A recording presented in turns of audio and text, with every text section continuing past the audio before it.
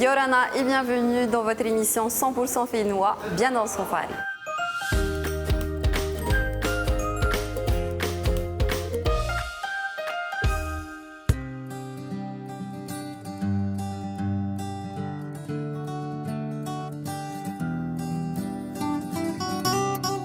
Yorana, aujourd'hui nous sommes à Fa'a au salon des jeunes artisans créateurs et je rejoins Vanessa qui nous en dit un peu plus.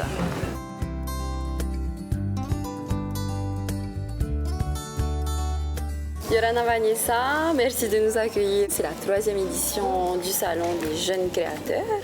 Alors quel est le but en fait de ce salon? Alors l'objectif de ce salon, c'est de mettre en lumière les talents émergents du secteur, de dynamiser le secteur de l'artisanat traditionnel et bien sûr de le valoriser.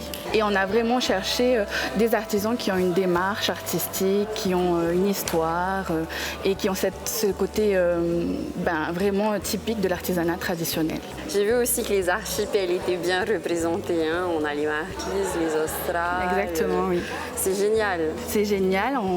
Ça prouve qu'il n'y a pas que Tahiti, qu'il y a aussi des artisans talentueux dans nos îles, dans nos archipels. Et on est très, très, très content de les accueillir sur cette 3e édition.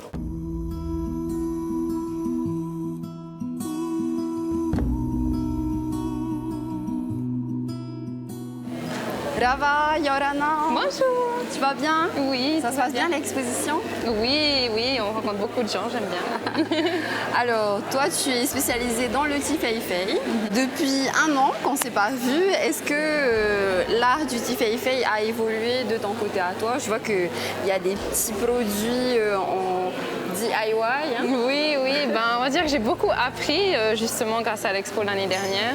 Cette année, j'essaye de proposer des produits pour tout le monde et pas que les dames qui connaissent le tifeifei, qui savent coudre, mais vraiment des gens qui même aimeraient se lancer dedans ou même qui sont juste curieux. Puis je me mets à leur disposition pour leur expliquer justement la couture. J'ai créé des vidéos, des explications à l'écrit en français et anglais au cas où des touristes y sont intéressés aussi. Super. Et alors ce que je propose, c'est la taille du coussin, ça donne ça. Okay. Donc c'est un tissu de 50 par 50 que moi j'ai pris le temps de laver, repasser, couper et bâtir.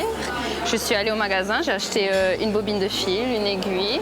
Et puis les filles, elles ont juste à acheter et rentrer à la maison et coudre.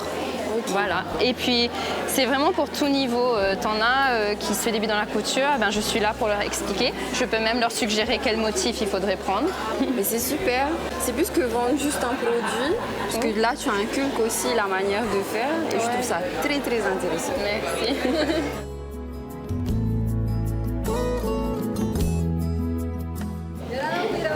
Yorana, ça se passe bien le salon? Ouais, c'est super. Pour une première, franchement, je suis contente. Alors, comment tu as atterri dans la couture? Alors, j'ai toujours cousu finalement, puisque j'ai eu ma première machine à 17 ans.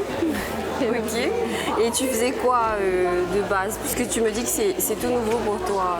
Oui, c'est vrai que ça fait que 4 ans que j'ai découvert les patchwork, mais avant, je cousais des robes pour moi, pour ma famille, pour mes nièces. Et pourquoi tu as eu envie de faire du linge de maison? Eh bien, en fait, j'ai voulu coudre une couverture pour mon fils. Il avait reçu beaucoup de couvertures en patchwork et je me suis dit, je vais essayer aussi de faire la mienne. Et en fait, j'ai découvert l'univers des patchwork et j'ai pas arrêté depuis 4 ans. Ça t'a plu? Oui. Tu mixes comme ça les couleurs. Comment tu arrives à faire ce mix justement de matière, de dentelle, de couleurs? Alors moi, de base, ce que j'essaie toujours de mettre dans mes patchwork, c'est des fleurs. Il faut qu'il y ait le tissu local, nos tissus à nous et la broderie. Je trouve que ça fait vraiment partie de notre culture de mettre de la broderie dans nos robes. Et je me suis dit, dans la couverture, c'est obligé, quoi. Écoute, Rava, en tout cas, c'est magnifique ce que tu fais. J'adore tes mix de couleurs et puis le côté local. Hein. Et je te souhaite une très belle continuation dans ce que tu fais. Merci beaucoup. Nana.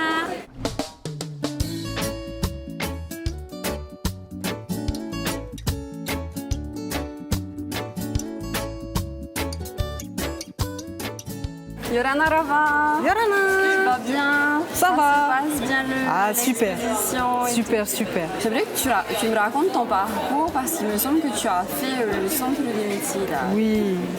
Alors j'ai été au centre des métiers d'art en 2017. J'ai fait partie de la première promotion des nouveaux diplômes du Centre des métiers d'art, donc les BPMA et les CPMA. Donc moi j'ai passé mon diplôme de BPMA. Tu as travaillé sur quoi en premier? Alors ma spécialité c'était la gravure au Centre des métiers d'art. Après la gravure sur nacre? Sur nacre, sur os, sur bois, sur pierre aussi ça m'arrive. Ça dépend en fait de mes inspirations. D'où mon travail sur le bois pour ce coffret concours. Alors ce coffret c'est quoi exactement? Alors ce coffret-là c'est ma réinvention du Fataro. Le Fataro c'est un hôtel d'offrande qui se trouve sur les marais. Et en fait, j'ai voulu réinventer le Fataro pour qu'on puisse l'avoir à la maison dans un concept portatif en coffret. Donc, où on peut le replier et ranger tous ces petits accessoires-là, les hounous, les petits bols d'offrande. Ça fait partie. C'est hyper intéressant le thème que tu as choisi là. Oui, c'est très spirituel, c'est un peu sur la voie dans laquelle je suis en train de partir en ce moment. Donc, tu amènes quand même beaucoup la culture. On essaye, oui, on essaie de rester quand même collé à nos racines, même si on a beaucoup d'influences de culture extérieure maintenant. Mais on a besoin de nos racines. Mes racines, elles sont polynésiennes, même si j'ai des origines qui sont françaises aussi. Donc tu fais plein de petits clins d'œil. Voilà, le coffret de sommelier, c'est le petit clin d'œil de mon côté français. Ma mère est française et le vin, on a adoré ça à la maison. Donc voilà, c'était des petits objets que j'ai voulu faire pour un peu rendre hommage à la famille. En tout cas, Rawa, merci beaucoup. Merci à vous. Pour ce partage et ces petits clins d'œil à notre si belle Polynésie. Maruru. Et on te souhaite une très très belle continuation. C'est magnifique ce que tu fais. Maruru. Belle journée.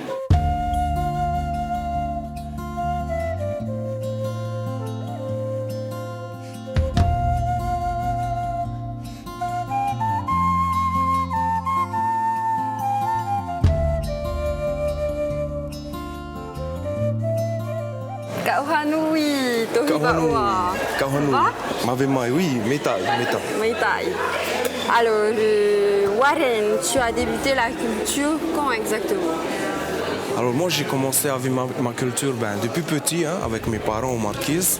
Dans la sculpture j'ai commencé par poncer des tout petits pics-cheveux en bois de santal. Et mon père m'apprenait justement à la culture de cette manière. J'ai commencé comme ça. Donc ton père est artisan, il travaille le bois alors. Mon père est artiste, oui, il travaille le bois. Et il t'a transmis tout ça. Et il a su et réussi à me transmettre tout ça. Donc tu as commencé sur des petits objets, tu me dis des pics-cheveux, et aujourd'hui tu nous fais des tikis. Là il y a plusieurs types de bois? Non, là il y a uniquement du bois de rose. Pour l'instant, je suis venu, c'est la première fois que je participe. Donc je suis venu avec quelques petites pièces qui représentent un peu l'univers dans lequel on est. Tu veux m'expliquer quelles sont les pièces? Alors je vois des tikis. Oui, donc des tikis, des petits tikis souriants. Donc le vrai et les marquises. Ok. C'est quoi ça? C'est un instrument? Ensuite, oui, voilà, ça ce sont des. Nous on dit des poux, des conques. Enfin, en français ils disent conques. Et aujourd'hui on l'utilise beaucoup dans l'accueil. Donc quand on accueille du monde, on utilise ça. Tu as la conque en coquillage, mais tu as aussi en bois. Tu as la conque en coquillage et en bois aussi.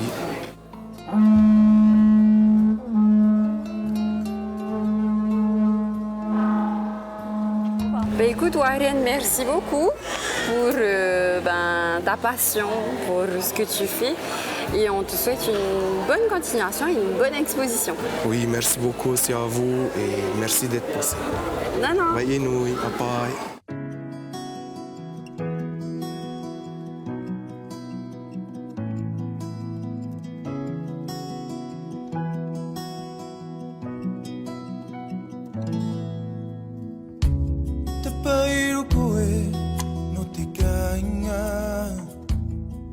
Anege Yaoui Eros. Anege Farero. Ça va? Ça se passe bien? Oui, ça se passe très bien, oui. Alors, tu peux m'expliquer ce que tu fais exactement à l'exposition? Ici à l'expo, je fais la sculpture sur bois. Le bois, j'utilise c'est du miro, plus souvent, bois de rose. Pourquoi le miro? Le miro, c'est un bois très ancien qu'on voit souvent sur des marais, tu vois. C'est comme si c'est un bois que les anciens utilisent pour la sculpture. Pour la gravure sur ce bois-là, ça sort. Et j'ai mis plus de moi, de mes légendes, de mes ancêtres, de ce que moi je me suis inspiré en fait. J'ai mis à l'intérieur. Je me suis inspiré des écailles de poissons, tentacules de pieuvre, des bénitiers. Et même tout ça, je ne vais pas oublier, j'ai même mis mes ancêtres en fait. Et cette partie-là, je me suis inspiré en fait des bâtons de pouvoir, qui est typique de chez moi aux Australes, à Rivervale. En fait, tout ce savoir, c'est une écriture des anciens.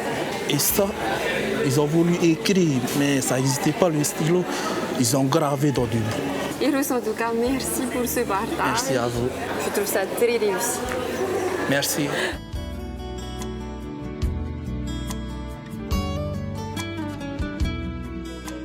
C'est tout pour aujourd'hui. On se retrouve la semaine prochaine dans un nouvel épisode. Si vous avez besoin de plus d'informations, n'hésitez pas à aller sur le site de l'artisanat. Et c'était Fari Rao pour Bien dans son Fari.